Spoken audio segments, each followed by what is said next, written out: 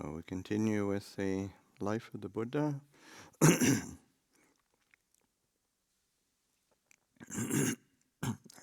there's just an introductory thing by the, say, narrator one, who is the author.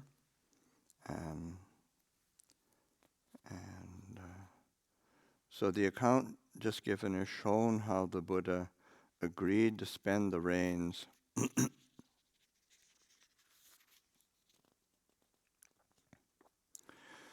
at Savatthi.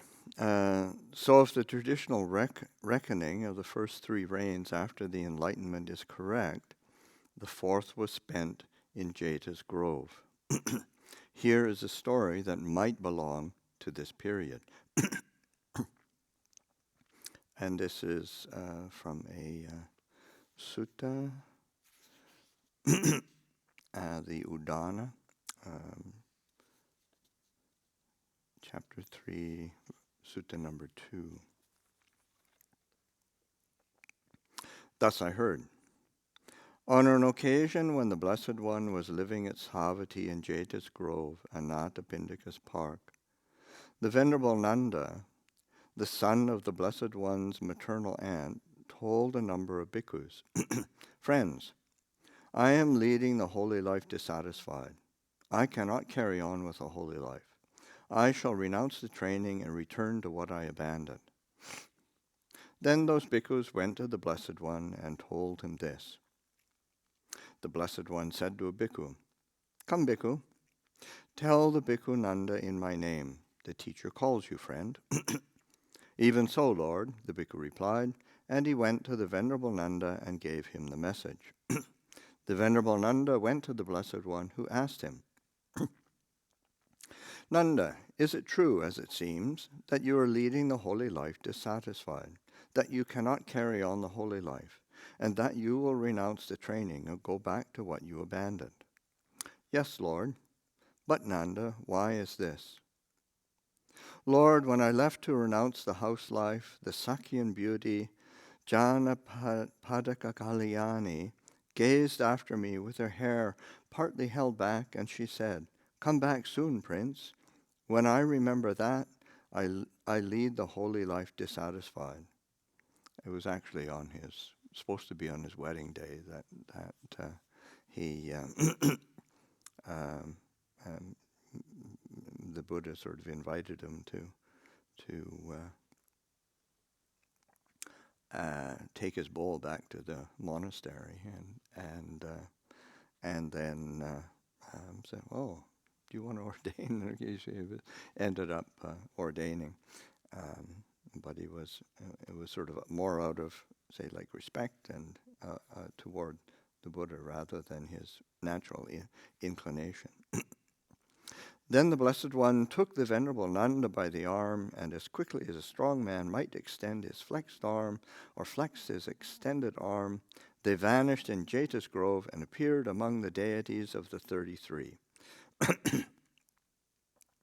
Now on that occasion 500 nymphs with dove's feet had come to wait upon Sakka, ruler of gods.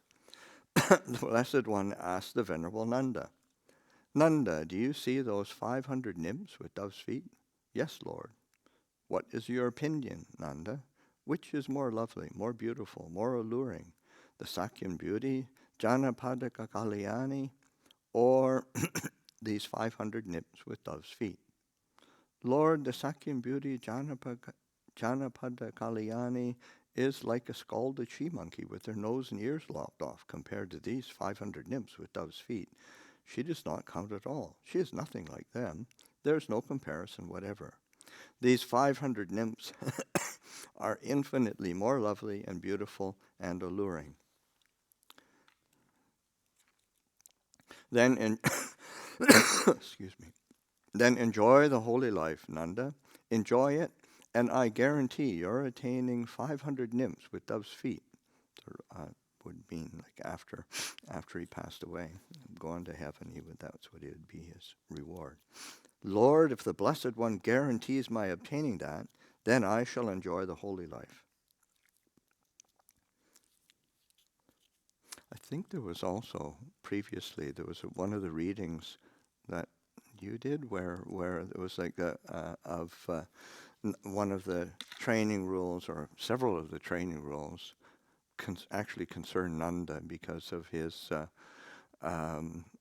wearing pressed robes and eyeliner and makeup, and he was definitely a dedicated sensualist. Then the Blessed One took the Venerable Nanda by the arm, and as before, they vanished in the heaven of the 33 and reappeared in Jeta's grove. Bhikkhus heard, "It seems that the Venerable Nanda is living the holy life for the sake of nymphs, for it seems that the Blessed One has guaranteed his obtaining 500 nymphs with dove's feet." Then his friends among the bhikkhus treated him as a hireling who had sold himself. The Venerable Nanda is a hireling, it seems, who has sold himself, since he leads the holy life for the sake of nymphs. The Blessed One, it seems, has guaranteed his obtaining 500 nymphs with dove's feet. He became humiliated, ashamed, and dismayed at his companion's words. So he went to dwell alone and withdrawn, diligent, ardent, and self-controlled, till by realization himself with direct knowledge, he here and now entered upon and abode in that supreme goal of the holy life, for the sake of which clansmen rightly go forth from the house life into homelessness. He knew directly, birth is exhausted, the holy life has been lived out, what was to be done has been done, there is no more of this to come. And the Venerable Nanda became one of the Arahants. When the night was well advanced, a deity of outstanding beauty, illuminating the whole of Jeta's grove, went to the Blessed One, and after paying homage, stood at one side. The deity said, "Lord, the Venerable Nanda, the Blessed One's half-brother, his mother's sister's son, has by realization himself with direct knowledge here and now entered upon and dwells in the deliverance of mind and deliverance by understanding that are taintless with exhaustion of taints. And the knowledge of that fact was in the Blessed One too." At the end of the night, the Venerable Nanda went to the Blessed One. He said, "Lord, insofar as the Blessed One guaranteed my obtaining 500 nymphs with dove's feet, I release him from that promise. I had already read your mind with my mind, Nanda. Also, deities had told me this. So, when your heart was freed from taints, I was already then released from my promise." And knowing the meaning of this, the Blessed One uttered this exclamation: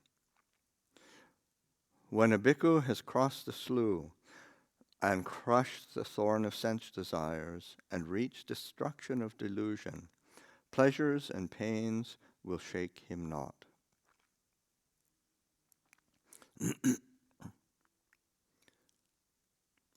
The next rains, the fifth was spent at Vaisali, the capital of Videha, a country on the southeast flank of Kosala and on the north bank of the Ganges. It was a confederacy ruled by an oligarchy, not a monarchy. And in this, then from the commentaries, in the months that followed, King Suddhodana fell sick, and he died an Arahant. The Buddha again visited his native city. And this is from the Vinaya, the Mahavaga, the Chulavagga. And it's also in the Anguttara 8, Sutta number 51. The occasion was this. The Buddha, the Blessed One, was living among the Sakyans in Nigroda's park at Kapilavatthu. Mahapajapati Gotami went to him. She paid homage and stood at one side. Then she said, "Lord, it would be good if women could obtain the going forth from the house life into homelessness in the Dhamma and discipline declared by the Perfect One." "Enough, Gotami. Do not ask for the going forth from the house life into homelessness for women in the Dhamma and discipline declared by the Perfect One. She asked a second and a third time and was refused. Then she thought, "The Blessed One does not allow it." And she was sad and unhappy. She paid homage to the Blessed One and departed, keeping him on her right. Now when the Blessed One had stayed at Kapilavatthu as long as he chose, he set out to wander by stages to Vesali. When he eventually arrived there, he went to live in the hall with the pointed roof in the great wood. Meanwhile, Mahapajapati Gotami had her hair cut off and put on the yellow robe. With a number of Sakyan women, she set out for Vesali. On arrival there, she went to the hall with the pointed roof in the great wood, and she stood there outside the porch. Her feet were swollen, her limbs covered with dust, and she was sad and unhappy, with tears on her face and sobbing. As she stood thus, the Venerable Ananda saw her. He asked her, "Gotami, why are you standing outside the porch like this?" "Lord Ananda, it is because the Blessed One does not allow the going forth for women in the Dhamma and discipline declared by the Perfect One." "Then Gotami, wait here till I ask the Blessed One about this." The Venerable Ananda went to the Blessed One and told him what had happened, and he said, "Lord, it would be good if women might obtain the going forth from the house life into homelessness in the Dhamma and discipline declared by the Perfect One." "Enough, Ananda, do not ask for the going forth from the house life into homelessness for women in the Dhamma and discipline declared by the Perfect One." He asked a second and a third time and was refused. Then he thought, "The Blessed One does not allow it. But suppose I ask the Blessed One in another way." Then he said, "Lord, are women capable, after going forth from the house life into homelessness, in the Dhamma and discipline declared by the Perfect One, of realizing the fruit of stream entry, or once return, or non-return, or arahantship?" "They are, Ananda." "If that is so, Lord, then since Mahapajapati Gotami has been exceedingly helpful to the Blessed One, when as his mother's sister she was his nurse, his foster mother, his giver of milk, she suckled the Blessed One when his own mother died. Since that is so, Lord, it would be good if women could obtain the going forth." "Ananda, if Mahapajapati Gotami accepts 8 capital points, that will count as her full admission." These are the 8 points. A bhikkhuni who has been admitted even 100 years must pay homage to, get up for, reverentially salute, and respectfully greet a bhikkhu admitted that day. A bhikkhuni must not spend the rains in a place where there are no bhikkhus. Every half-month, a bhikkhuni should expect 2 things from the Sangha of bhikkhus: the appointment of the opposite day of observance each half-month, and a visit for exhortation. At the end of the rains, a bhikkhuni must invite criticism of both sanghas in the 3 instances, that is, whether anything improper in her conduct has been seen, heard, or suspected. When a bhikkhuni has committed a grave offense, she must do the penance before both sanghas. A probationer who seeks admission must do so from both sanghas and after training in the 6 things for 2 years.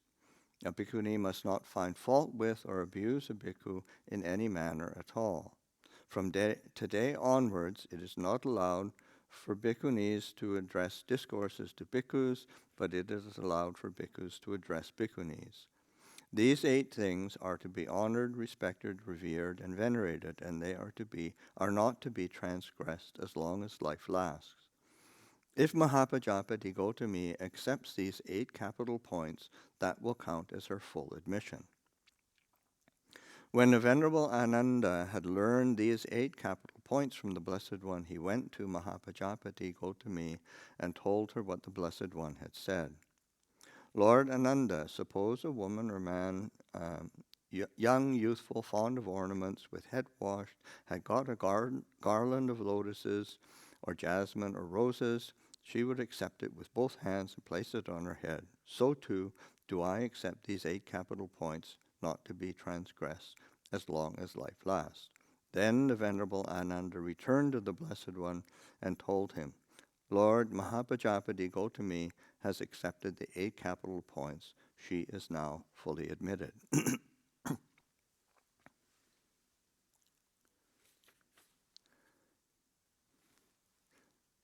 And there's from the comment, there's another from the Chulavaka. At another time, Mahapajapati Gotami went to the Blessed One.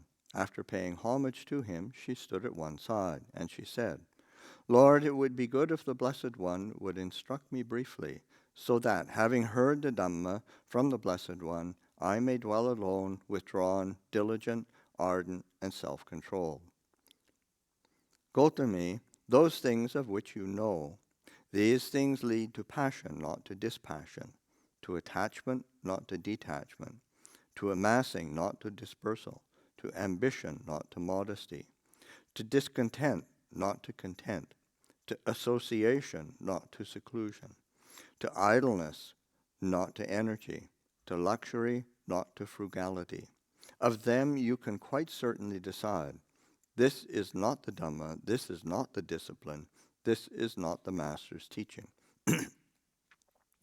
But those things of which you know, these things lead to dispassion, not to passion, to detachment, not to attachment, to dispersal, not to amassing, to modesty, not to ambition, to content, not to discontent, to seclusion, not to association, to energy, not to idleness, to frugality, not to luxury. Of them you can quite certainly decide, this is the Dhamma, this is the discipline, this is the Master's teaching. And it doesn't mention in that, but I thought I would read it. It's that it was after that Mahapajapati realized arahantship.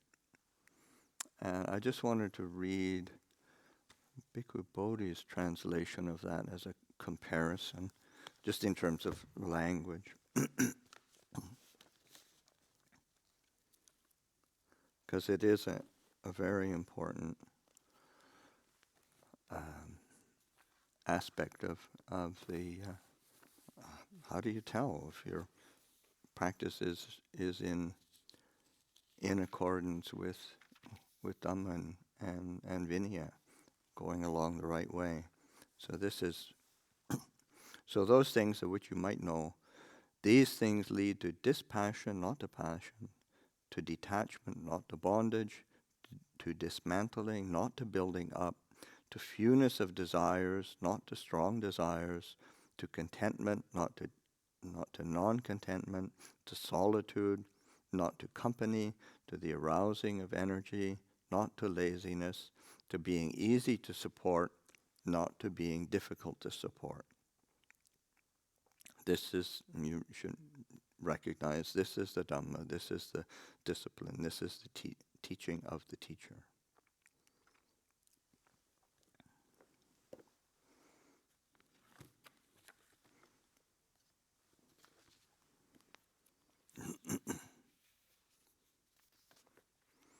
Any questions on that before we go on?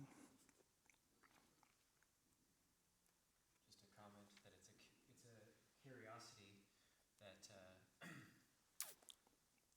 about one of the Garbandhas being you have to do the penance and probation with both communities, but it was 15 years before the first rule was formulated.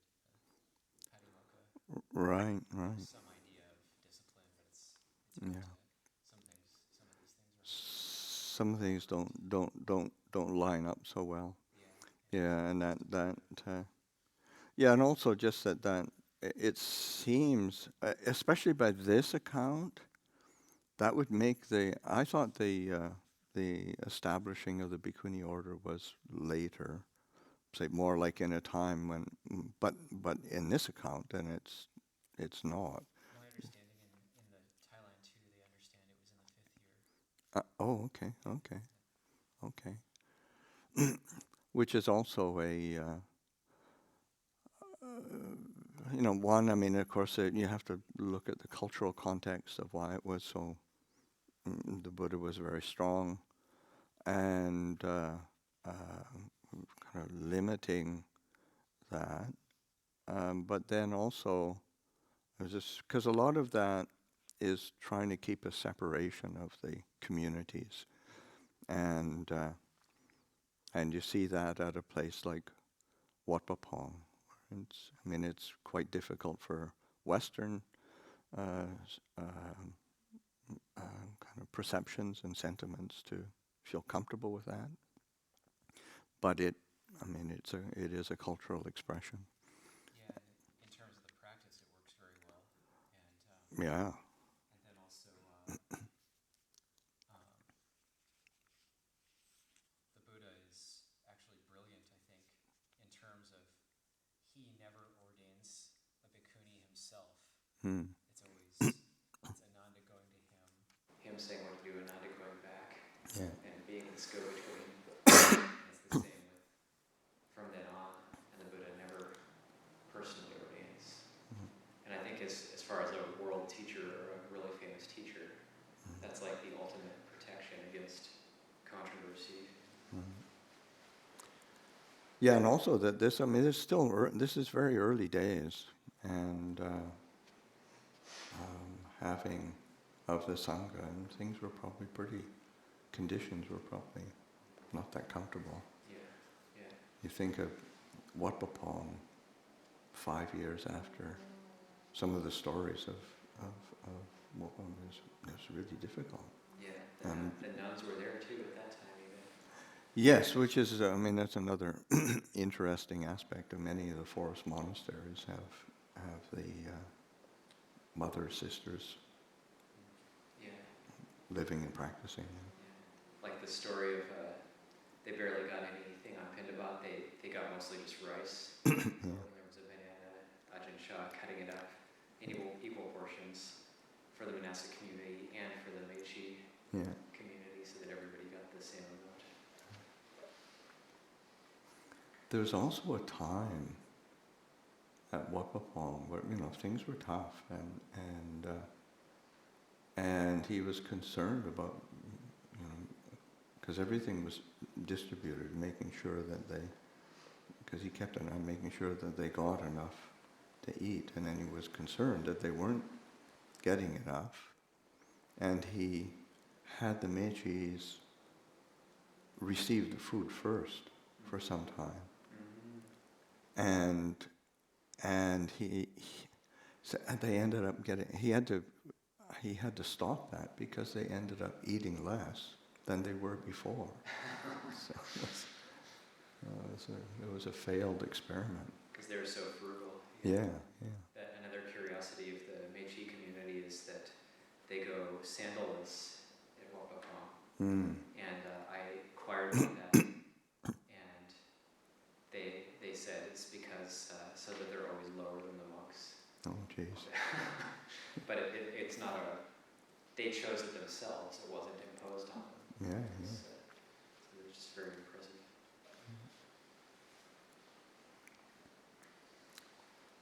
Yeah. How has the kind of these bhikkhuni rules and regulations, how have they been adapted for the West? Well, the West is adapted to the West. It's still incredibly early days, so that the ordination is there's only a few places where there are bhikkhuni communities, and they tend to. One is they're quite. They are quite separate, but they tend to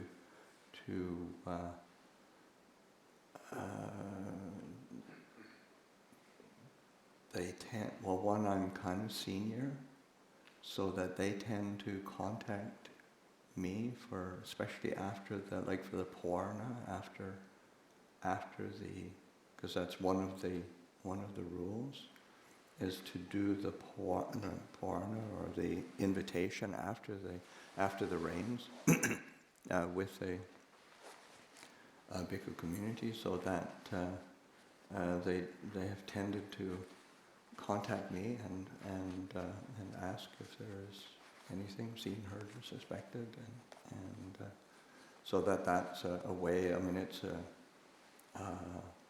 there is a keeping the spirit of that, and yeah. So that and depends.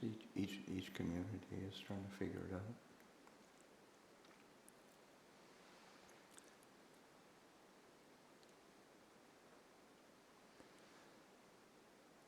Okay, the next, we can get a beginning on this next chapter. And this is from the commentary.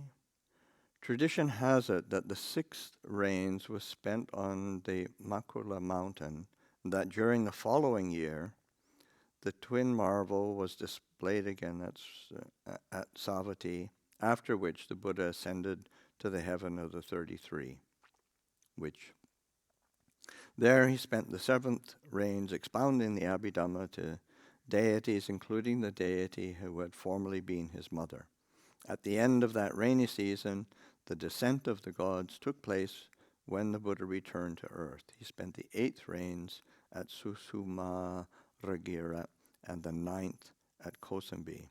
So that's something that is, say, the seventh rains of him going to teach his mother.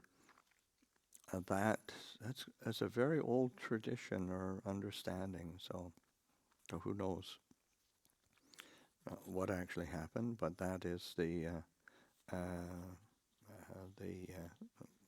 there's many Sarikin temple paintings and in the mythology of the Buddha, then that is considered a very important event. Okay,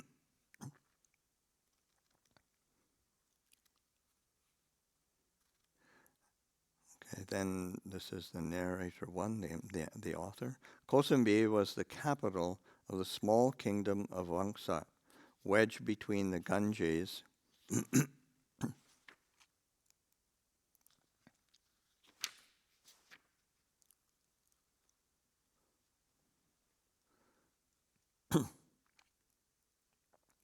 and the Jumna. Its king, Udena, is hardly mentioned in the canon. Most of the events placed in these years by the later tradition, including the visit to the heaven of the 33 and the descent of the gods, are not mentioned in the canon at all. And so that is clear. And then the next part is from the commentary, as opposed to and I'll read it just because it's sort of curious and a bit over the top, but it's definitely commentarial as opposed to coming, say, from the Vinaya, which we'll get onto after. Here, to start with, is the account of the petty circumstance that led to the first quarrel, which threatened to produce a schism in the Sangha. It seems that there were two bhikkhus in one monastery, one an expert in discipline and the other a teacher of discourses. The latter went to the latrine one day and left a vessel there with some unused washing water in it. The other went in later and found it there. He asked the teacher of discourses, "Did you leave that vessel with water in there?" "Yes." "You did not know it was an offense?" "No, I did not." "It constitutes an offense, friend." "Then I will acknowledge it." "But if you did it unintentionally and out of forgetfulness, there was no offense." The teacher of discourses went away under the impression that he had done no wrong. However, the expert in discipline told his pupils, "This teacher of discourses does not know when he has committed an offense." They told the other pupils, "Your preceptor has committed an offense, though he is under the impression that he has not." When they told their preceptor of this, he said, "The discipline expert said first that there was no offense, and now he says there was one. He's a liar." They told the pupils of the expert in discipline, "Your preceptor is a liar." His answer was to convene a chapter and suspend the teacher of discourses. This is spun out of control very quickly. Very human. Not beautiful, but very human. Okay, then now here is the canonical account of what followed. So that was the beginning. So this is from the Vinaya. The occasion was this. While the Buddha, the Blessed One, was living at Kosambi in Gosita's park, a certain bhikkhu became involved in an offense. He saw the offense as an offense, but other bhikkhus saw the offense as no offense. Later, he himself saw the offense as no offense, but other bhikkhus saw the offense as an offense. Those bhikkhus then said to him, "Friend, you have committed an offense. Do you see the offense?" "Friends, I've committed no offense that I should see." Those bhikkhus then agreed to suspend that bhikkhu, though he still did not see his offense. But that bhikkhu was learned. He knew the canon and was expert in the Dhamma and the discipline and the codes. He was wise, sagacious, understanding, modest, scrupulous, and desirous of training. He went to his intimate associates and said, "This is no offense. This is not an offense. I have not offended. I am not suspended. I have been suspended by a wrongful act that is invalid and groundless. Let the Venerable Ones side with me in the Dhamma and discipline." He got them on his side, and he sent messengers to his friends and associates in the country. Then the bhikkhus who supported the suspended one went to those who had suspended him and stated their case. When this was done, the others reaffirmed the validity of their act of suspension, and they said, "Let the Venerable Ones not support and follow a suspended bhikkhu." But though the bhikkhus who supported the suspended bhikkhu were spoken to thus by those who had suspended him, they continued to support and follow him. Then a certain bhikkhu went to the Blessed One and told him about this. The Blessed One said, There will be schism in the Sangha. There will be schism in the Sangha." He got up from his seat and went to the bhikkhus who had done the suspending. He sat down on a seat made ready, and he said to them, "Bhikkhus, do not imagine that such and such a bhikkhu should be suspended simply for this reason. We think thus. Take the case of a bhikkhu who has committed an offense, and though he does not see it as such, other bhikkhus do see it as such. Now bhikkhus who know the gravity of schism in the Sangha should not suspend that bhikkhu as long as he does not see his offense. If they judge thus, he is learned and desirous of training. If we suspend him without his seeing his offense, we shall not be able to keep the holy day Uposatha observance with him, or the Pavarana ceremony, the invitation ceremony, at the end of the rains, or carry out acts of the Sangha, or sit on the same seat, or share gruel, or share the refectory, or live under the same roof, or perform acts of respect to elders with him. We shall do these things without him, and because of that, there will be quarreling, brawling, wrangling, disputing, and eventually schism, division, and dissenting acts in the Sangha." When he had said this, he got up and went to the bhikkhus who followed the suspended bhikkhu. He sat down on a seat made ready, and he said to them, "Bhikkhus, do not imagine that an offense has been committed.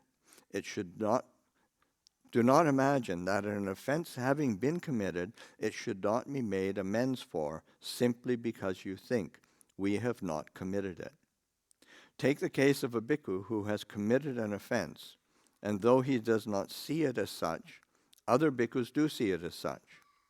Now a bhikkhu who knows the gravity of schism in the Sangha should acknowledge the offense out of faith in the others, if he judges thus. They are learned and desirous of training. It is absurd to go astray through zeal, hate, delusion, and fear on my account or on these others' account.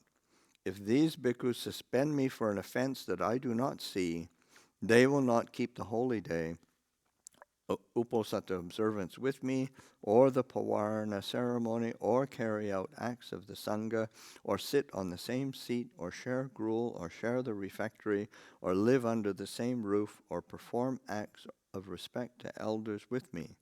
They will do these things without me, and because of that, there will be quarreling, brawling, wrangling, disputing, and eventually schism, division, and dissenting acts in the sangha. When the Blessed One had said this, he got up and went away.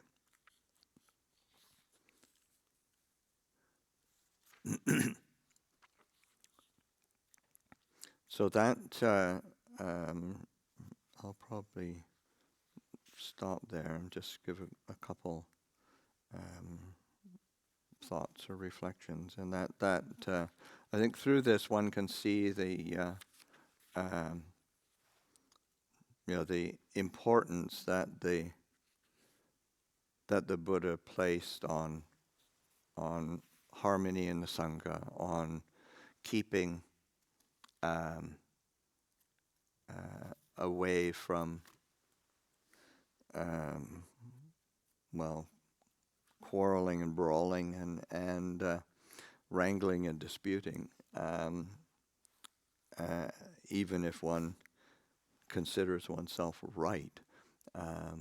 It's more, what is it that's going to hold the community together and be a basis for ongoing contact and communication and teaching and training and sharing kind of the lifestyle. So that I think that's one of the things that they in terms of some of the strongest language or strongest admonishments and encouragements that the Buddha gave, it's certainly for that protecting of the communal harmony and that willingness to work. I mean, even if it, as it says, it's one can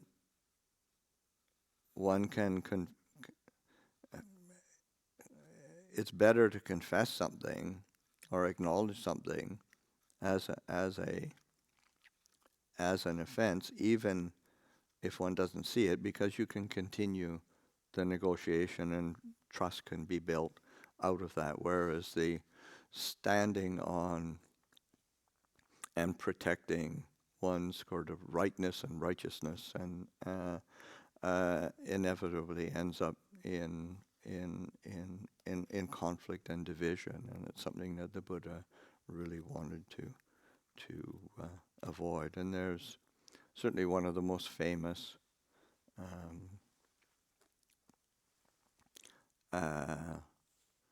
ones is when, say, Ananda was accused of some kind of heedlessness in regard to the Buddha before I think it was right at the first council, and then he sort of said, yeah, well, I mean, I don't see it as that, but out of respect for the sangha, then I'll confess it. It was not a and that and what gets remembered is Ananda as opposed to the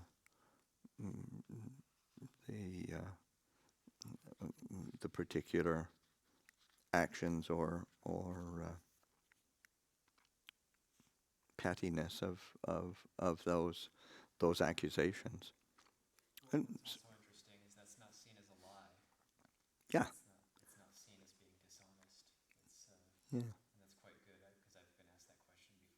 Yeah. isn't that a lie, or isn't that dishonest to do that? And it's actually not. It's Oh, like diplomacy. it's diplomacy. Yeah. And you're basically saying, I don't see it in myself, so you're staying honest, but I'll confess it Yeah. out of good faith. And maybe I didn't notice, maybe there's something Yeah. I'm missing or something like that. So you're just, Yeah. So that's a I think it's such a important um, principle for how does one work together as a family, as a group, as a community, as a society, as a culture, and welcome to 21st century America. I mean, good grief.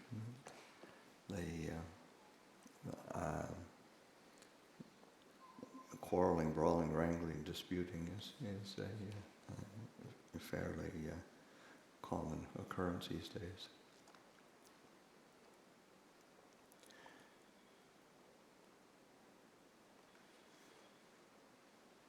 Any questions, comments?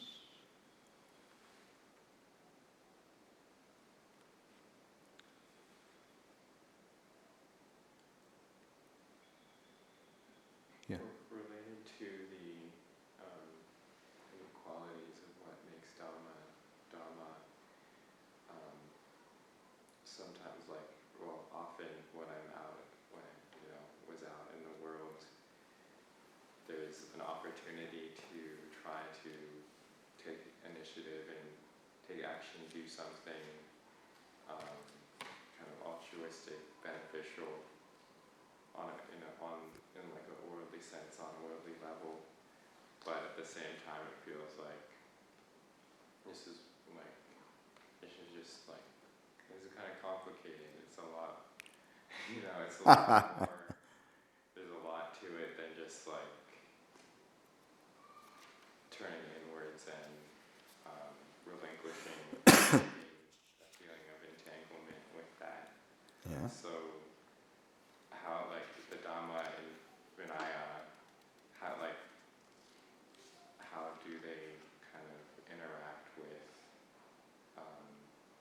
activity in the world and stay balanced with non-complication? Well, I think part of it is those various various values, and then getting a feel for the say like the what is actually leads to increase of wholesome dhammas, decrease of unwholesome dhammas. That's a really important aspect of that. What is it that leads to increased clarity and decreased confusion? What is it that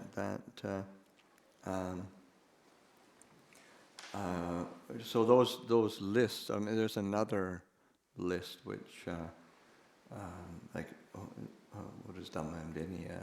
Say there's a discourse to Upali, and it's similar flavor to the instructions to Mahapajapati, and so that's a.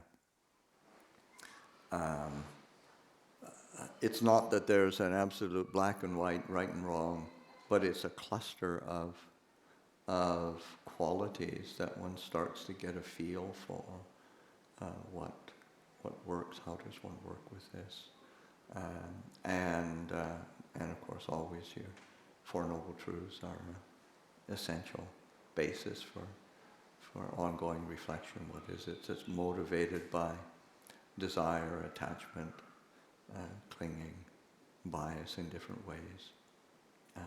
What is it that is motivated by skillful thought, say like right thought? What is it that's motivated by say like nekamma sankappa, ayapanta sankappa, avihingsa sankappa? Those intentions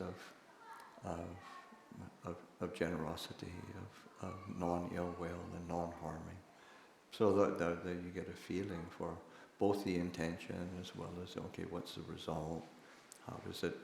How's it playing out? So it's not a straightforward black and white.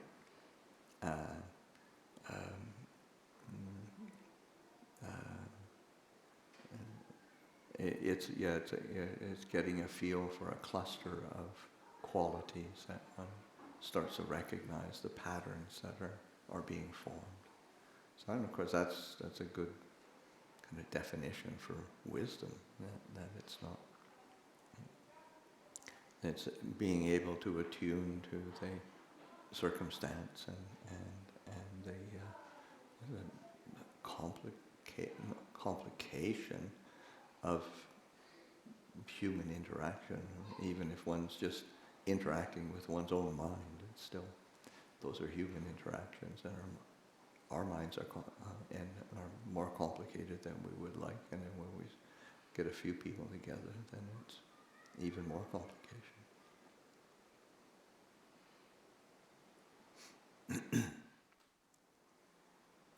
Okay.